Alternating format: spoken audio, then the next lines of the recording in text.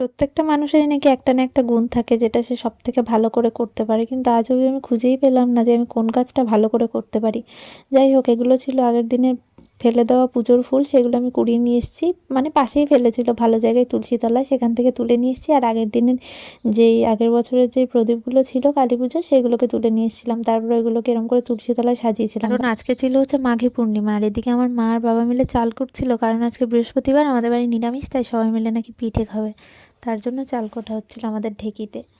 আর মামি বানাচ্ছিল ভাজা পিঠে। এটা দুধের মধ্যে সুজি আটা কী সব গুলে দিয়ে যেন বানায়, বেশ ভালো খেতে হয়েছিল পিঠেটা। মামি খুব সুন্দর বানায়, আর ফোলেও খুব সুন্দর। আর আমি ইউটিউব থেকে না একটা পিঠে দেখেছিলাম এরকমই দেখতে, কিন্তু ওর ভেতরে মাখা সন্দেশের পুর দিয়েছিল। তাই আমি মামিকে দেখিয়েছিলাম, মামি আমাকে ওটাও বানিয়ে দিয়েছিল। আগে পরে আমি ইউটিউব থেকে যত রান্নাই দেখেছি কোনোটা এত ভালো লাগেনি আমার, কিন্তু এই পিঠেটা আমার সব থেকে ভালো লেগেছে। পুরো অ্যাপ্রোপ্রিয়েট জিনিসপত্র দিয়ে মনে হয় বানানো হয়েছিল, যার জন্য এতটা ভালো হয়েছিল খেতে।